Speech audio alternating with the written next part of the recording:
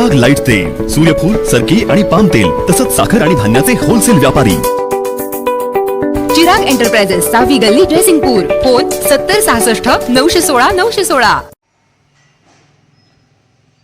राज्यामध्ये ऊसाचा गळीत हंगाम सुरू होऊन 1.5 महिना झाला. 163 चालू साखर कारखान्यांनी ऊसाचं गाळप यावर्षी चालू केलेलं आहे. त्यापैकी 129 साखर कारखान्यांनी अर्धवट FRP दिलेली आहे आणि ही थकीत FRP आहे ती 2005 कोटी रुपयाची आहे. केवळ 34 साखर कारखान्यांनी पूर्ण FRP दिलेली आहे. म्हणजे पहिल्या महिन्यातच जर का 2000 कोटी रुपयाची थकबाकी राहणार असेल तर राज्य सरकार काय करायला लागलेलं आहे, साखर आयुक्त काय करायला लागलेलं आहे. आणि या साखर कारखान्यांच्यावर ज्या 129 साखर कारखान्यांनी मुंबई उच्च न्यायालयानं एप्रिल 2025 रोजी एक रकमी FRP द्यावा असा आदेश दिलेला असताना सुद्धा न्यायालयाच्या आदेशाचा अवमान करून FRP थकीत ठेवलेले आहे.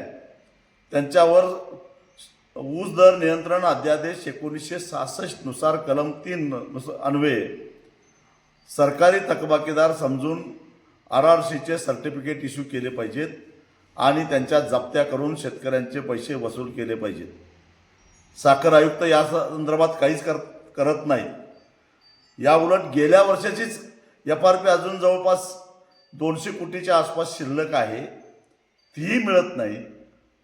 FRP थकीत कारखान्यांच्यावर कारवाई होत नाही.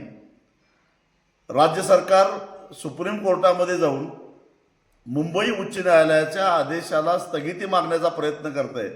आतापर्यंत 5 सुनावण्या झाल्या, परंतु सुप्रीम कोर्टानं ठाम शब्दामध्ये मुंबई उच्च न्यायालयाच्या आदेशाला स्थगिती द्यायला नकार दिलेला आहे.